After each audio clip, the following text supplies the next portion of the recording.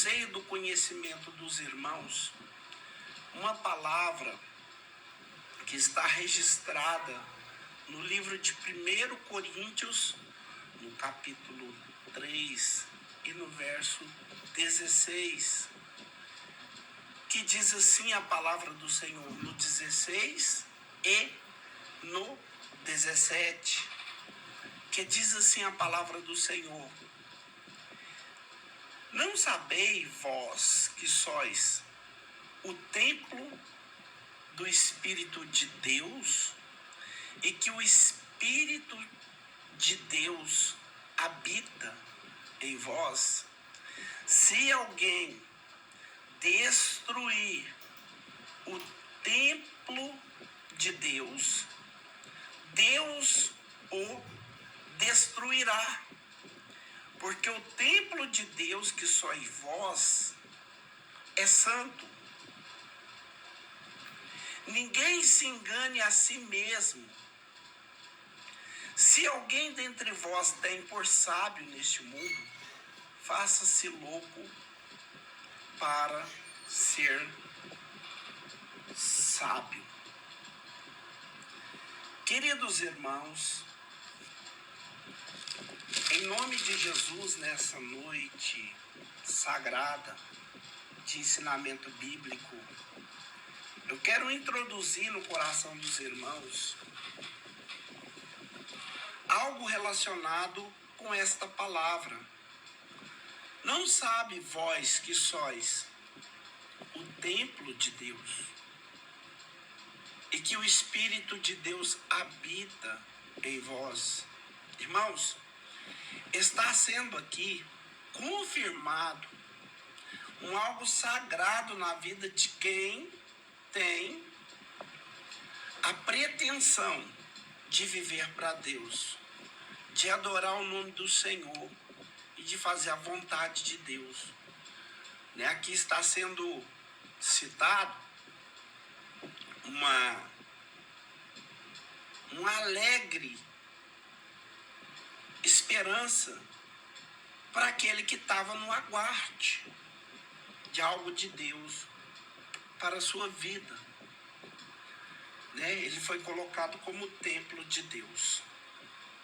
Tanto nos tempos antigos quanto nos tempos modernos, meus irmãos, o povo, convênio do Senhor, sempre considerou a construção deste templo um trabalho especificamente exigido por Deus.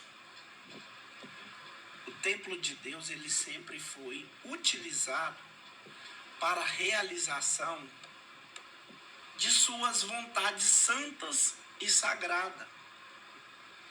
E o local designado para este templo, a ideia essencial do templo, que sempre foi um local designado especificamente para trabalho considerado sagrado, no sentido mais restrito do templo. Porque templo aqui era um edifício, ele era construído e dedicado exclusivamente para cerimônias e ritos sagrados. A palavra templo, no latim, ela vem templum. Equivalia no hebraico Bet Elohim ou Bet Elohim, que tudo isso dá um significado de habitação de Deus.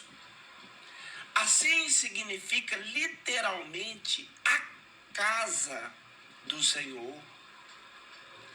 Esta estrutura, ela foi edificada em diversas épocas, tanto por adoradores de ídolos pagãos, quanto também por seguidores do Deus vivo, que é o Deus verdadeiro.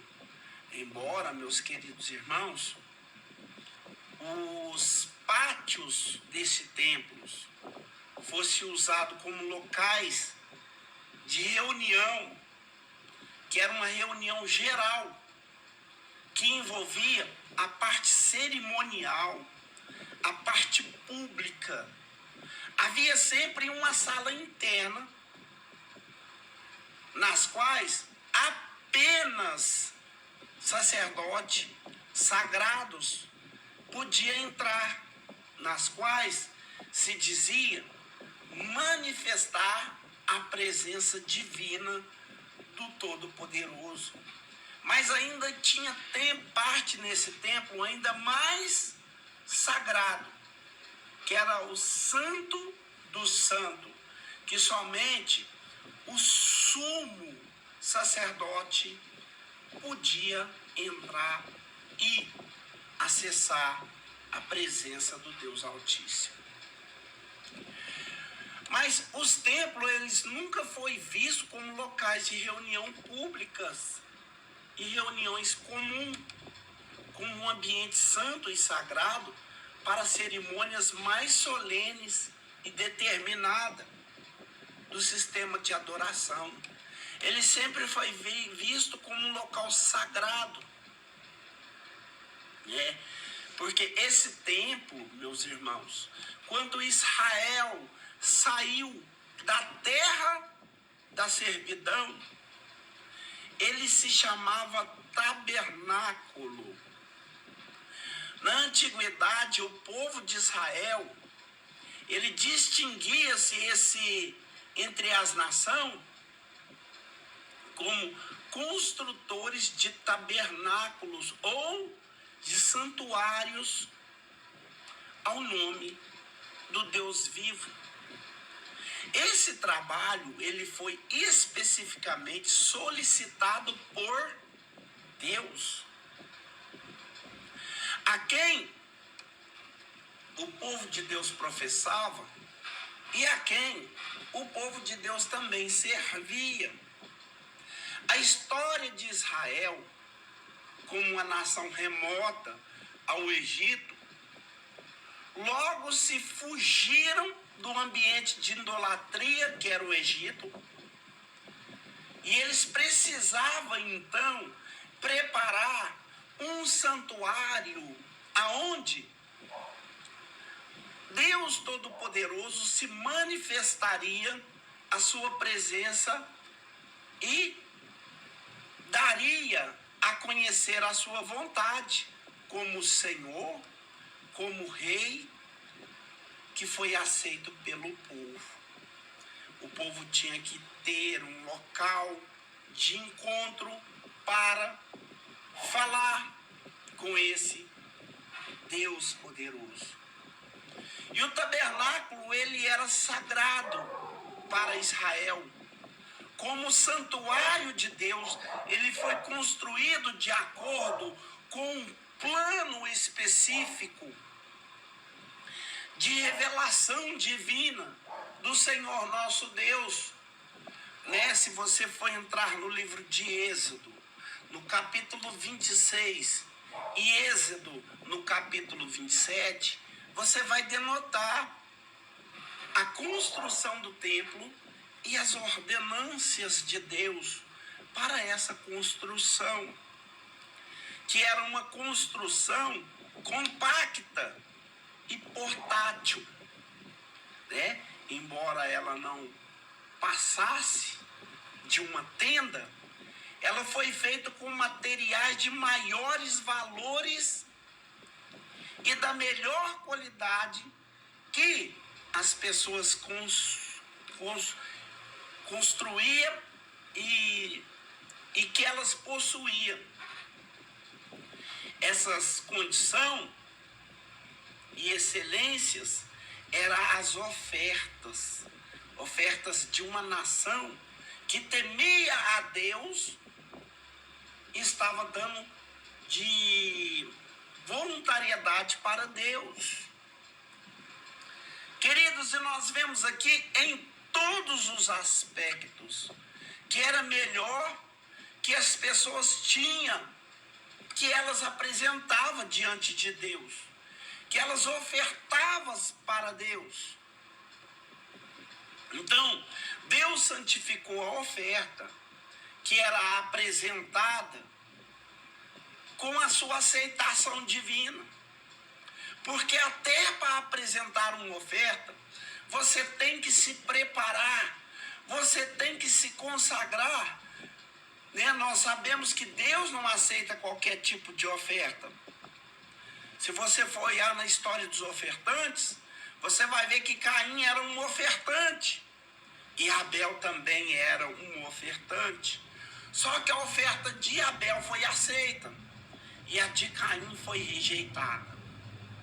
Deus pode aceitar a oferta de uma pessoa, mas Deus também pode rejeitar a oferta de uma pessoa. Mas aqui nesse caso, a oferta de ambos foram aceitas. E divinamente ela foi santificada.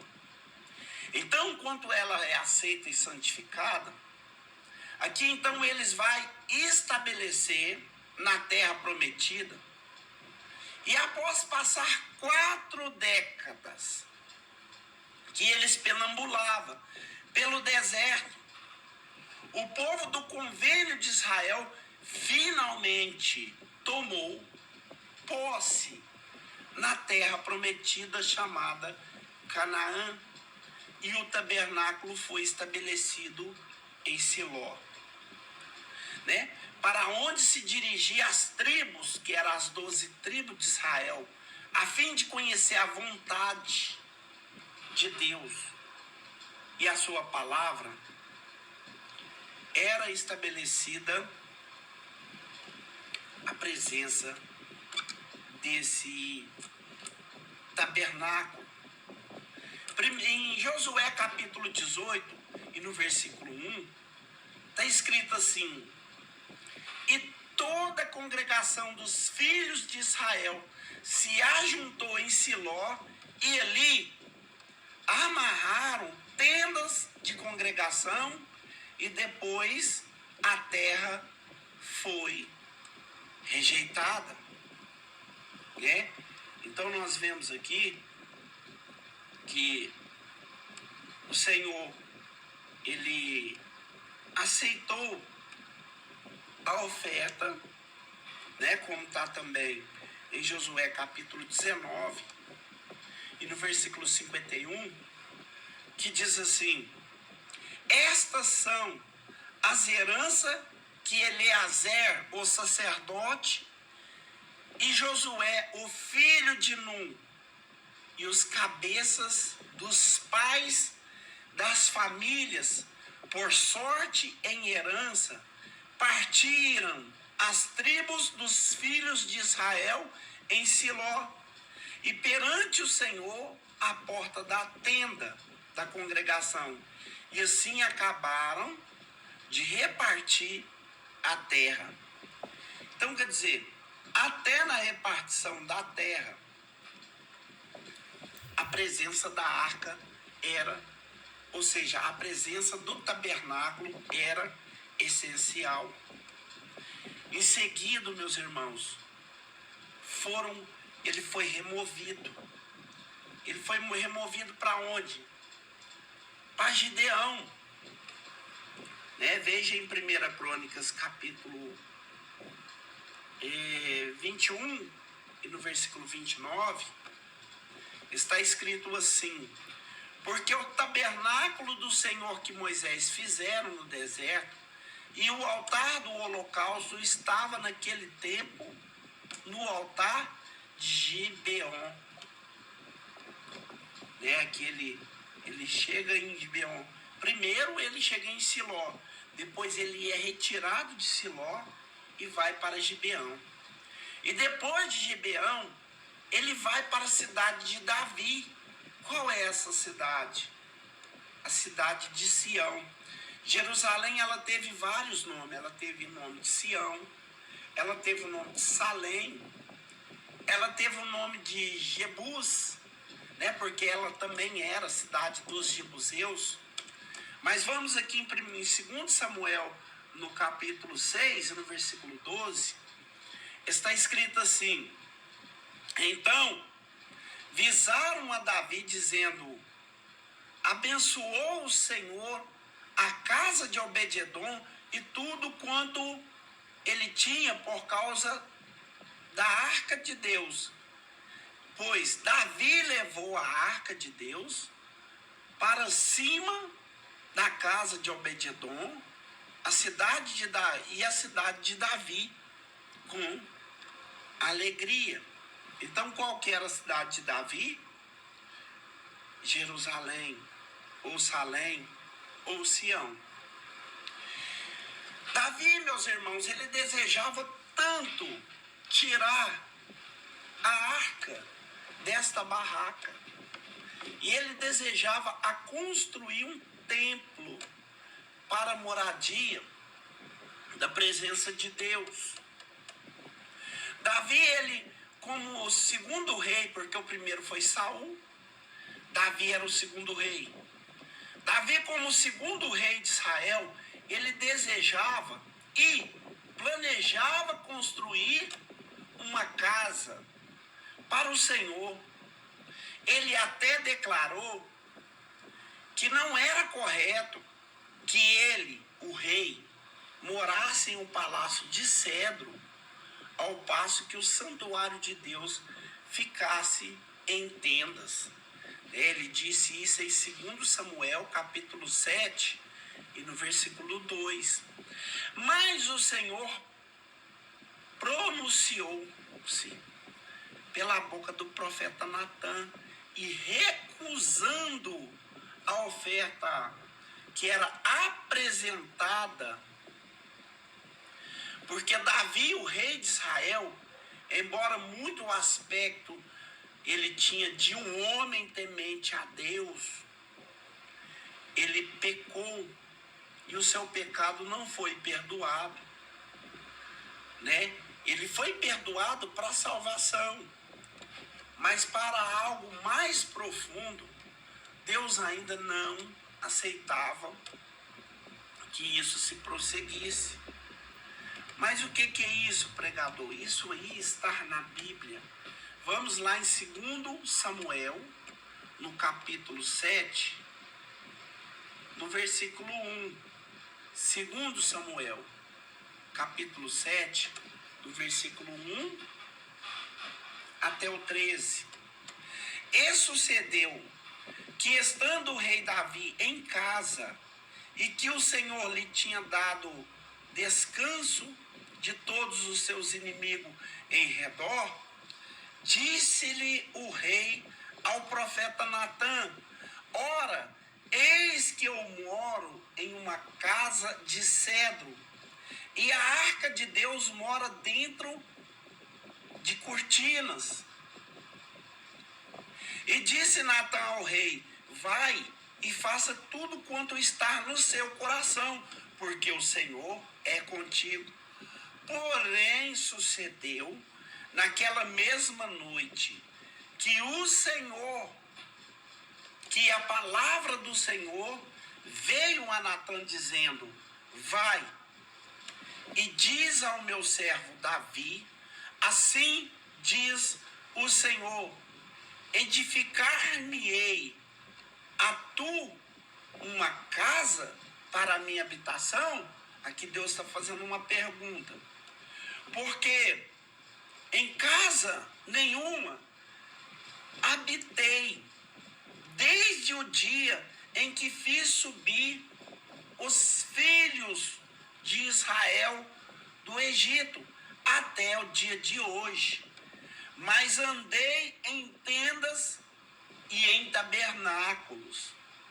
Em todo lugar que andei com todos os filhos de Israel, falei porventura alguma palavra com algum das tribos de Israel, a quem mandei apresentar-se ao meu povo de Israel, dizendo: porque não me edifica uma casa de cedro. Agora, pois assim dirá o meu povo, Senhor, ao meu servo Davi: assim diz o Senhor dos exércitos, eu te tomei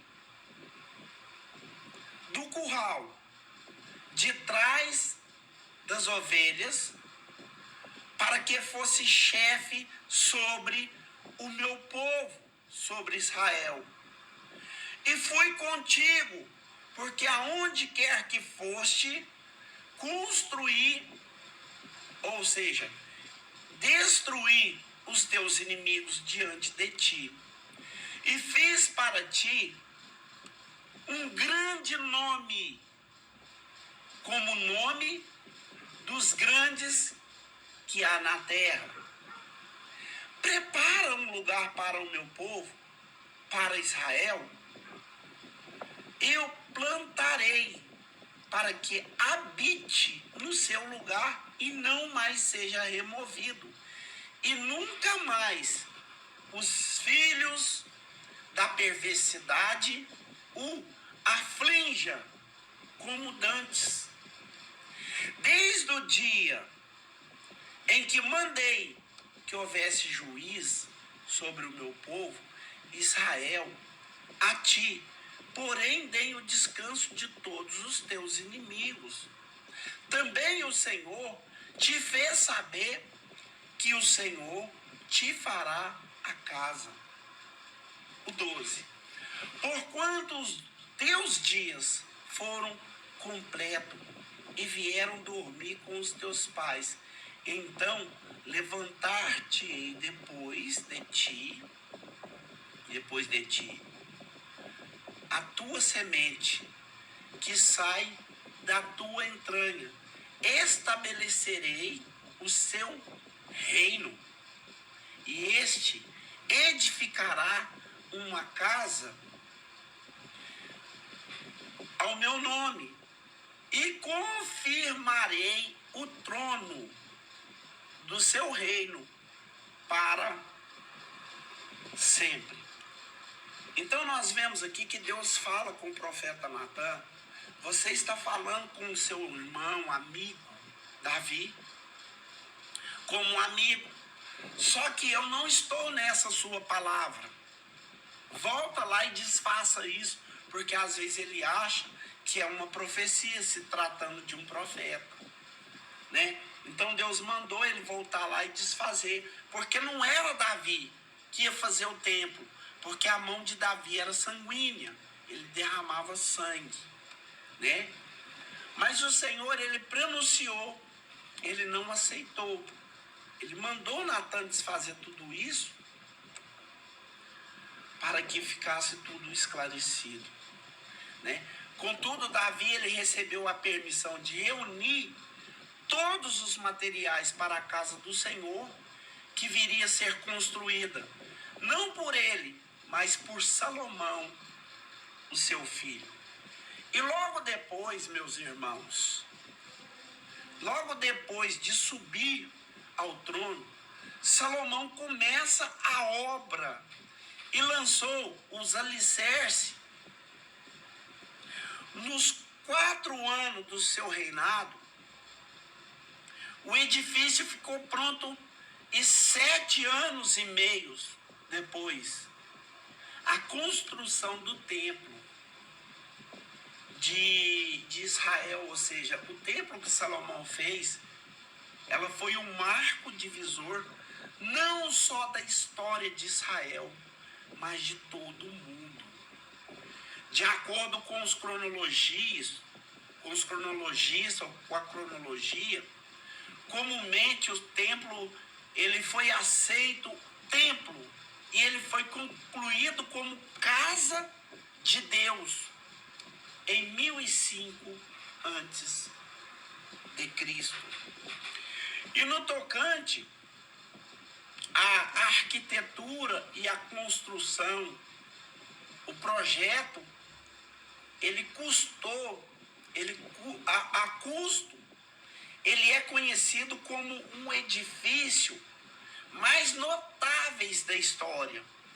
A sessão dedicatória, elas duraram 7 anos de muitas batalhas árduas, né? E uma semana do santo regozijou em Israel. A benevolente aceitação do Senhor manifestou-se em uma forma de uma nuvem que cobria as recâmaras sagradas deste templo. E quando o sacerdote saía, porque a glória do Senhor encheu a casa.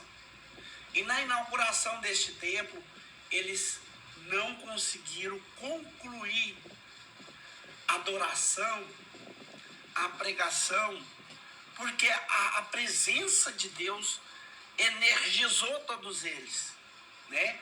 Em 2 Crônicas, capítulo 5, 14, o Senhor, ele fala, a palavra de Deus fala, não podia o sacerdote manter-se em pé para manifestar por causa da nuvem, porque a glória do Senhor encheu a casa. Que maravilha! A glória de Deus encheu toda a casa. O povo ficou cheio, intacto, com a presença do Todo-Poderoso. Ali foi um dia de festança. Ali foi um dia de apogeu. Ali foi um dia de confirmação divina. Mas no passar do tocante da caminhada, houve a profanação neste templo, que era considerado o templo de Salomão. Eu exijo que você dê atenção, porque isso aqui é de extrema importância.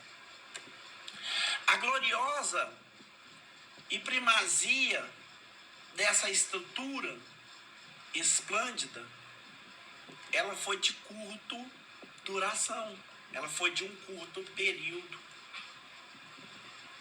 34 anos depois dessa manifestação que eu acabo de citar aqui, meus queridos e amados irmãos, logo depois dessa dedicação, apenas 5 anos após a morte de Salomão, teve o início de um declínio. Essa decadência ao longo, ela se transformaria em pilhagem. Era uma pilhagem generalizada, que trazia um fim e que trazia também uma verdadeira profanação, porque Salomão foram desencaminhados pelos ardios das mulheres. Salomão, ele começa a idolatrar, ele começa a esquecer do Deus Criador, que andou com o seu pai Davi o tempo todo, dando-lhe vitórias. E começa a idolatrar, a idolatria que as mulheres, porque ele teve 300 princesas, 700 princesas e 300 concubinas. E essas concubinas, elas tinham seus deuses. E elas inseriam no coração do rei desígnio maligno de adoração pagã, né? Que a sua rebeldia contribuíram para o aumento da iniquidade em Israel. O templo, ao longo, ele perdeu a sua santidade. O Senhor Jeová, ele retirou a sua presença. A palavra de Deus nos fala em Ezequiel capítulo 11, verso 1, que Ezequiel viu a glória de Deus saindo pela porta oriental do templo. Ela repousou no Monte das Oliveiras. Então, a presença protetora do local, que deixou de ser sagrado, saiu.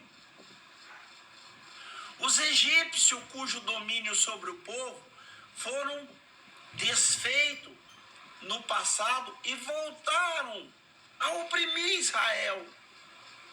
Meus irmãos, Sisaque, que era o rei do Egito, ele invadiu Jerusalém e ele tomou os tesouros da casa do Senhor. Vamos conferir isso na Bíblia. 1 Reis, capítulo 14, versículo 25 e 26, que nos diz assim a palavra do Senhor. E sucedeu, pois, que no 5º ano do rei Roboão, Sisaque, o rei do Egito, subiu contra Jerusalém e tomou os tesouros da casa do Senhor.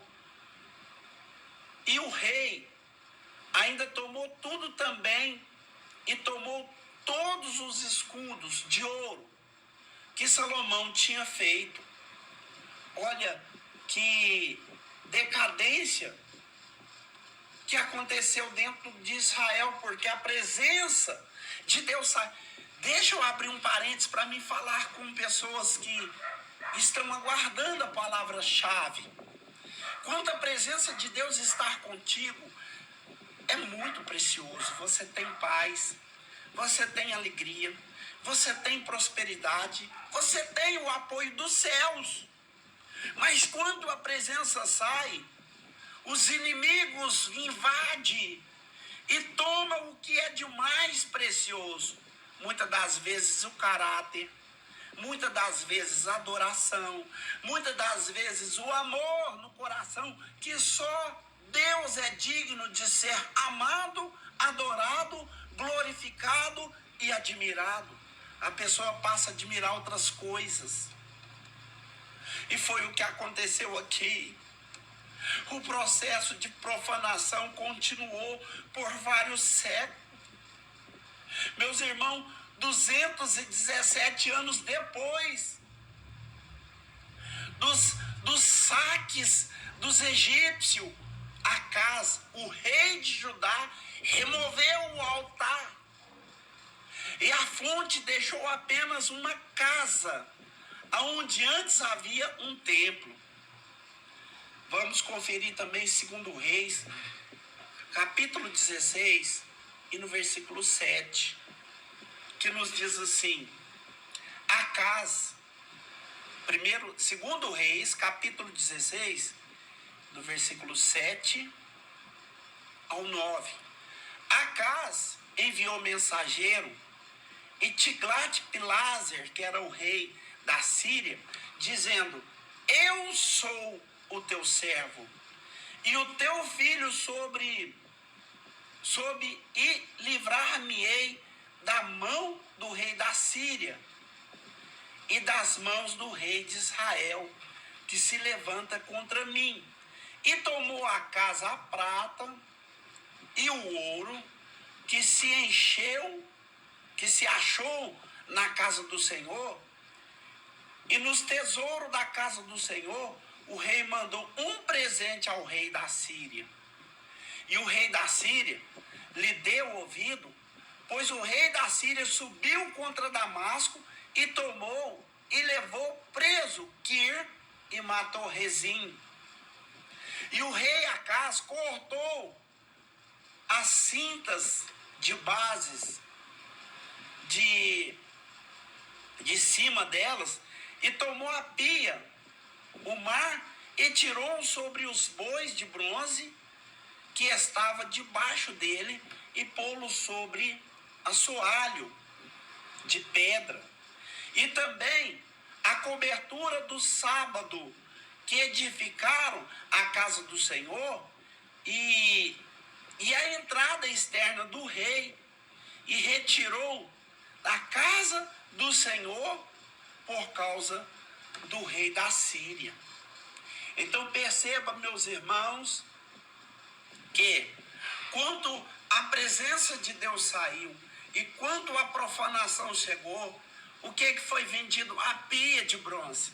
A pia de bronze era para o sumo sacerdote, também para o sacerdote, lavar as mãos e os pés e se preparar, prontificar para entrar no lugar sagrado, para não danificar o caráter santo de Deus e morrer por causa disso. Né? Foi ali vendido, trocado, barganhado. E o processo dessa profanação, ela durou, ela foi percorrendo, E posteriormente nós vemos que Nabucodonosor, o rei da Babilônia, acabou a espólio do templo. E ele destruiu tudo isso com fogo, né, que está lá em 2 Crônicas, que agora eu não vou entrar, mas quem quiser entrar, entra. 2 Crônicas, capítulo 36, versículo 18 e também 19. Então o povo ficou oprimido por 70 anos sobre o domínio de Nabucodonosor. Por quê? Porque a glória de Deus saiu do meio deles. E quando eles voltam, eles constroem um novo templo. Que esse templo agora ia se chamar Templo de Zorobabel. Assim, há cerca de 600 anos antes do advento terreno do nosso Senhor, o povo de Israel eles ficou desprovido de templos. As pessoas tinham que se tornar idólatra. Estava todo mundo se tornando idólatra. E totalmente iníquas. E o Senhor rejeitava todos eles, bem como também o seu santuário. O reino de Israel, que se compreendia acerca de 10 tribos de Israel, caiu sobre o domínio da Síria, dos assírios, por volta de 721 a.C. E um século depois, o reino de Judá, ele foi também conquistado por Nabucodonosor por 70 anos. O povo de Judá ficou parte, então, o conhecido como um judeu, ele permaneceu no cativeiro conforme foram preditos por Jeremias. E depois, sobre o domínio do reinado favorável de Ciro, Ciro libera Esdras. Ele libera Esdras. E Dario também libera Esdras. E foi permitido para voltar para Jerusalém. E outra vez, eles iriam edificar o templo, segundo a fé, em memória do homem, à frente dessa. A empreitada que o templo para restaurar, ele foi restaurado, ele ficou conhecido na história como o Templo de Zorobabel, embora esse templo fosse imensamente inferior em riqueza, de acabamento, de mobília, em relação aos esplêndidos templos que tinha acontecido, o Templo de Salomão, foi ainda melhor do que o povo podia oferecer para o Senhor. E aqui, meus irmãos, o Senhor, ele reconheceu a humildade do coração de cada um aqui e aceitou. Ele aceitou como uma oferta, né, que simbolizava o amor, a devoção de seus filhos, dos convênios. Ele aceitou. Mas, meus irmãos, o tempo passou e foi construído um outro templo. E esse outro templo agora, que já é o segundo, né, no caso. Eu falei do tabernáculo, né, foi o templo de Salomão, e agora é o terceiro, o templo de Zorobabel. E no terceiro templo, né, porque o outro era tenda, o terceiro templo quem construiu foi Herodes. E esse templo agora ele ficou marcado como Templo de Herodes. Há cerca de 17 anos antes do nascimento de Cristo, Herodes I, o rei de Judá, ele iniciou a construção do templo de Zorobabel. Ele jogou tudo no chão e ele encontrava em decadência e praticamente em ruína, porque esse templo ele foi construído com recursos que eles tinham. E eles quase não tinham recurso, então o templo ficou bem inferiorzinho. A estrutura, ela suportava 5 séculos. E sem dúvida, eles sofreram o desgaste deste templo. Mas muito iniciante, muito iniciante da vida terrena do Salvador estão ligados ao templo de Herodes. As escrituras, ela deixa bem claro que embora se pusesse o uso comercial e degradante que o templo for submetido, Cristo admite que reconhecia a santidade do templo. Deus, ele, na pessoa de Cristo, aqui ele viu que reconhecia, né, a respeito do nome pelo qual foi conhecido. O templo era para ele, a casa era para ele. O templo, aonde morava a presença de Deus, agora está sendo oferecida para ele. A destruição total do templo, ela foi predita. O nosso Senhor, enquanto ainda vivia na carne, o Senhor falou: esse templo é bonito. O Senhor olhava e falava: esse templo é bom. Esse templo é magnífico. Mas eu vou destruir e vou edificar com 3 dias. Jesus estava falando do seu corpo, em São Mateus 24, no capítulo 1. Ele fala no capítulo 2, ele fala em Marcos 13, versículo 1. E ele fala no 2 também. E ele também fala em Lucas, capítulo 21, versículo 6. Só que, meus irmãos, no ano 70 depois de Cristo, o templo foi completamente destruído pelo fogo. Por ocasião da invasão de Jerusalém pelos romanos e sobre o domínio de Tito, agora que estava um carrasco. Os historiadores contam, eu estou aqui um pouco prolongando, eu quero que os irmãos tenham paciência, porque isso é de extrema importância. Os historiadores contam que ele foi tão carrasco, esse título ele foi tão carrasco, que Jesus falou que não ficaria pedra sobre pedra que não fosse derribada. Tito quebrou todas as pedras do templo, caçando ouro dentro do templo. Porque esse templo agora que Herodes construiu era o templo mais magnífico do que o de Salomão. Os historiadores chegam a nos falar que ao horário de meio-dia, se você fintasse os olhos no templo, você ficava cego de tanto ouro que tinha no templo. O sol batia naquele templo e deixava as pessoas cegas. Era muita beleza, era muito apogeu, mas não tinha a presença de Deus dentro deste templo. Então o templo de Jerusalém, construído por Herodes, foi destruído por o imperador Tito. E os templos na América Antiga, né, o templo de Herodes, ele foi o último templo que foi erguido, né, no hemisfério oriental da antiguidade. Desde a destruição daquele edifício, que era esse edifício que eu estava citando para os irmãos, grandioso, até a época do estabelecimento da Igreja do Senhor Jesus Cristo, no século XIX, o nosso único registro de uma construção de templo é a menção feita no livro que não tem nada a ver com a Bíblia, né, que é um livro que foi escrito pelos mormons. Né, a gente não tem interligação porque não dá afirmação na nossa Bíblia, a gente alimenta aquilo que a Bíblia nos dá.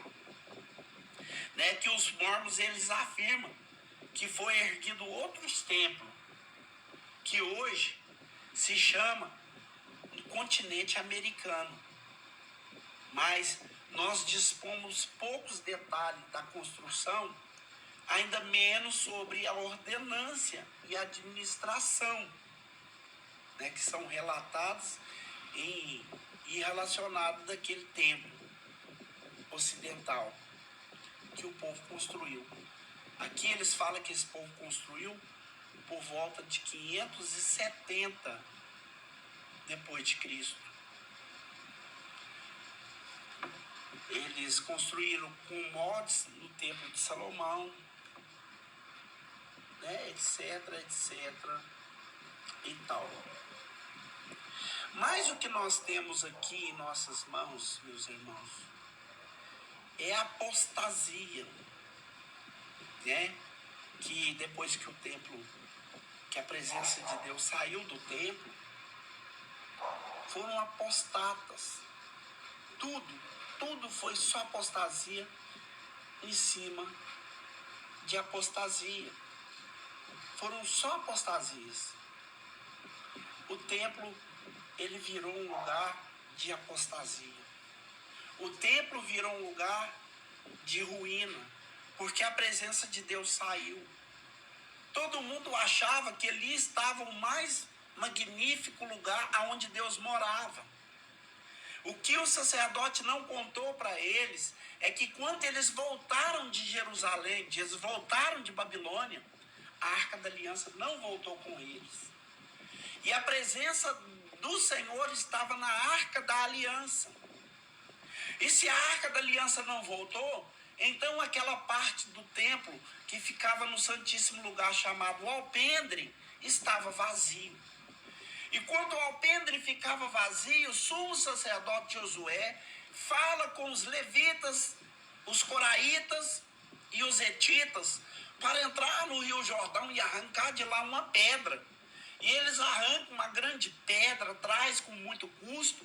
Josué lava essa pedra, dá nela uma consertada, uma lixada, e coloca essa pedra em cima do alpendre.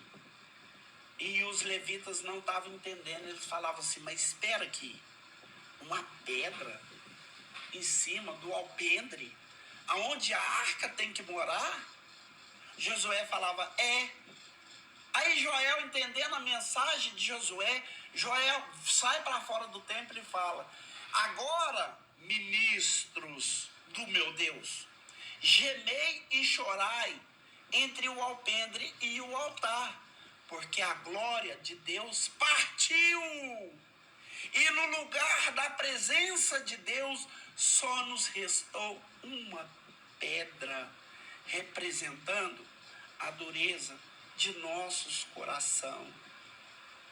Então, nós vemos que o templo era bonito, nós vemos que foi muito idolatrado, mas a presença de Deus não estava lá. O sumo sacerdote entrava e saía. Pelo Talmud, pela lei judaica, só podia entrar no templo uma vez por ano.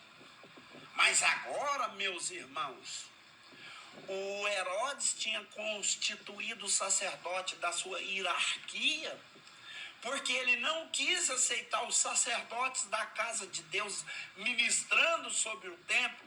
Ele expulsou os essênios para o deserto. Por isso que você vê João Batista exercendo o seu papel sacerdotal no deserto, porque ele foi extinto do templo, ele não foi aceito. Dentro do templo tinha que ter QI de alta relevância. Dentro do templo tinha que ter renome, indicação pelo Herodes, o tetrarca. Então, quem era da família inferior, tipo João Batista, era de uma família pobre, de jeito maneira que esse homem entrava no templo, principalmente para pregar uma palavra verdadeira, que voltava o povo para a vida real, que Deus sempre quis de cada um. E o que ele queria? Ele queria implantar apostasia no templo, porque no templo podia vender, no templo podia comprar, no templo eles entravam e saíam, o povo falava, aqueles homens ali são muito santos, porque eles entram e saem no templo o tempo todo e não acontece nada. Mas não era, meus irmãos, porque a presença de Deus tinha saído do templo. Aí o povo entristecido, já não mais satisfeito por tanta deselegância, por tanta imoralidade, por tanto desapego com as coisas santas, eles começaram a se entristecer. Eu me lembro quando Jesus ia subir ao assunto aos céus, os discípulos ficavam olhando e pensando, razoando seus corações com o Senhor Jesus aqui. As coisas eram tão difíceis. Agora o Senhor está partindo. O que será de nós? O Senhor Jesus olha para trás e disse: eis que eu vou para o meu Pai, mas eu não deixarei nenhum de vocês órfão. Eu vou enviar o Consolador, a qual esse mundo aí do Herodes, essa regiãozinha aí, não conhece. Mas vocês que apressam, vocês que se apegam em fazer o que é correto, em preservar a santidade, o Espírito Santo, ele vai estar sobre vós. E ele vai convencer vocês do pecado, da justiça e do juízo. Em Atos dos Apóstolos, capítulo 1, no verso 7, Jesus fala com eles: fiquem em Jerusalém, até que do alto sejas revestido de poder. E depois vocês sejam a minha testemunha. Aonde, Senhor? Na Judéia. Por que na Judéia? Porque na Judéia Jesus foi expulso. Aonde mais, Senhor? Na Galileia. Na Galileia foi aonde Jesus foi perseguido e aonde os cristãos também foi perseguido e até expulso. Mas aonde, Senhor? Samaria. Samaria foi o lugar aonde mais perseguiu Jesus. Os discípulos de Jesus, tipo João e Tiago, pediu Jesus que descesse fogo do céu e matasse o samaritano. E Jesus falou: não, nós temos que ter compaixão. E ele falou nas outras demais cidades circunvizinhas. Porque depois que o templo foi derrubado, a presença de Deus foi ignorada na terra. Mas aí, meus irmãos, em Atos dos Apóstolos, no capítulo 2, o Espírito de Deus desce sobre a igreja. Ele batiza os irmãos com o Espírito Santo. E a igreja agora, ela tem que começar da estaca zero. Porque os valores da igreja acabou. A manifestação de Deus na terra tinha sido extinta. Porque a apostasia, a imoralidade, a iniquidade e as coisas que corrompem os valores estavam presentes. Eles tinham que começar do zero. E foi o que eles começou. Jesus tinha falado com Pedro: Pedro, seja minha testemunha. Falou assim: você vai ser a pedra, e sobre você eu vou edificar a minha casa, e contra a minha igreja a porta do inferno não vai prevalecer. Então a igreja ia começar com Pedro. E Pedro então sai para fora do santuário, em Atos dos Apóstolos, capítulo 2, no verso 42, 43, do 41 para frente. Ele prega uma palavra que consegue conquistar 3.000 almas para o reino de Deus. Porque Pedro pregou cheio do Espírito Santo. No livro de Atos dos Apóstolos, no capítulo 5, já era 7.000 almas. No capítulo 7, a palavra fala que toda a Judéia, Samaria, Galileia e das regiões da Ásia já estava profetizando o nome do Senhor Jesus com a presença do Espírito Santo. Então, o templo ele foi apagado. Depois do templo de Herodes, nós não temos mais templo. Nós vimos ali santuário, nós vimos ali sinagoga e até cenáculo, que era a casa da irmã Maria. Mas templo nunca mais. Aí chega em 1 Coríntios 3,16, Paulo fala assim: vós agora sois o templo de Deus. Porque a presença de Deus que habitava no tabernáculo, em cima da arca no propiciatório, saiu de lá e foi morar em quem? Foi morar em mim, que sou morada do Espírito Santo. Foi morar em você. Foi morar no seu filho, no seu pai, no seu tio, no seu primo, nos seus parentes, na sua árvore genealógica, na igreja, no povo de Deus que está aqui comigo, dando atenção nesta palavra. Você, meu irmão, é moradia do Espírito de Deus. Você agora é templo de Deus. Você é um tabernáculo móvel. porque você vai para toda parte levando a presença gloriosa do Senhor nosso Deus. Então valorize isso. A presença que carregada foi pelo judeu, ela veio por toda essa história que eu contei e parou em mim. E pairou sobre você. E pairou sobre a sua casa. Então, tudo que você for fazer, dê valor nessa presença. Consulte, Senhor Jesus, se é de valia da parte de Deus, porque agora quem mora em você é santo. E Ele exige que você faça com que essa santidade contagie mais vidas. Amém.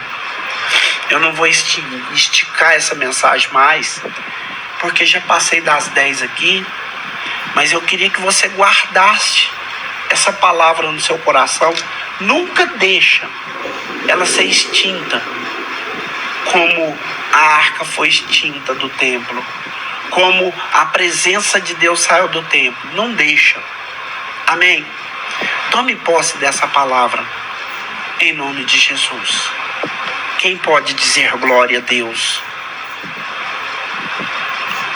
Glória a Deus. Glória a Deus.